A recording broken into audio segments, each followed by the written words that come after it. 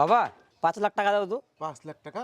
5 লাখ টাকা দিয়ে কি করবি তুই? আমি নতুন স্টার্ট আপ খুলবো। Start up? ওটা আবার কি? স্টার্ট আপ মানে নতুন কোম্পানি খোলাকে স্টার্ট আপ বলে। তুই নতুন কোম্পানি খুলবি? দাঁড়া দাঁড়া, আমি এক্ষুনি দিচ্ছি। এই নে, এটাতে 5 লাখ টাকা আছে। যা, কোম্পানি ভালো করে চালা। ইনকি পিঙ্কি পঙ্কি তেরে বট ডঙ্কি ডঙ্কি ডঙ্কি ডঙ্কি ঢাই ঢাই ঢাই ডঙ্কি। জানিস আমার বেটা নতুন কোম্পানি খুলছে? কি বলিস, নতুন কোম্পানি? হ্যাঁ রে, নতুন কোম্পানি। দাদা 1 কাপ চা দেন তো। ঠিক আছে।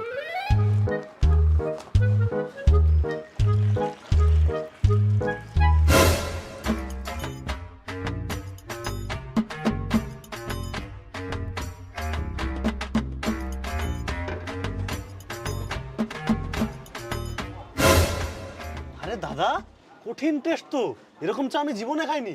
Thank you thank you. আমার বেটা না ওটা?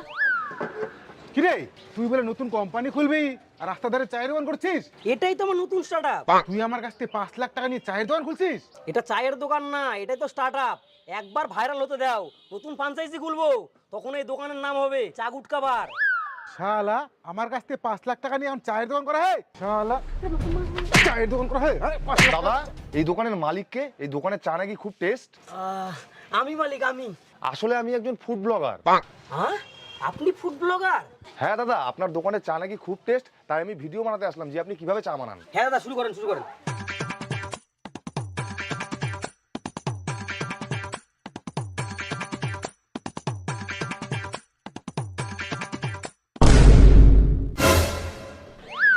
আপনি এগুলা কি করছেন? দাদা এমনি এমনি কি টেস্ট হয়? এটাই তো স্পেশাল মশলা। আরে শালা, এ তো ভাইরাল হয়ে গেছে, চারিদিকে শুধু এরই ভিডিও। আরে শালা, হিমালটা তো ভাইরাল হয়ে গেছে। এর ভিডিও সব জায়গায়। এই সাইড সাইড সাইড, সরো, সরো, সরো। আপনার দোকানের চা নাকি অনেক ফেমাস। আপনি কি? আমি বিল গেটসের ব্যাটা, আপনার সাথে কিছু ভিডিও বানাতে চাই। হ্যাঁ হ্যাঁ, বানান।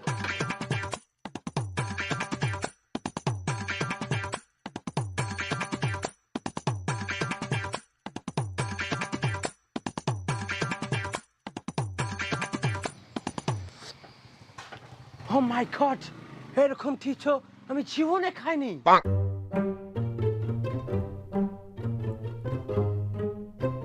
আরে বিল গেটসের ব্যাটার সাথে ভিডিও বানাইছে, এটা তো বিশাল ব্যাপার। চা বেচে বিল গেটসের বেটার সাথে ভিডিও বানাইছে?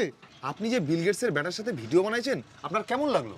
আমি তো চিন্তামই না, আমি ফরেনার ভাবে চা খাওয়াইছি, পরে জানতে পারলাম ওটা বিল গেটসের ছেলে ছিল। আপনার কেমন লাগলো? আপনার ফিলিংটা কেমন? ওগুলা কোনো ব্যাপার না। কয়েকদিন পরে চা বেচতে বেচতে আমি বিল গেটসের থেকে বড় কিছু হয়ে যাবো।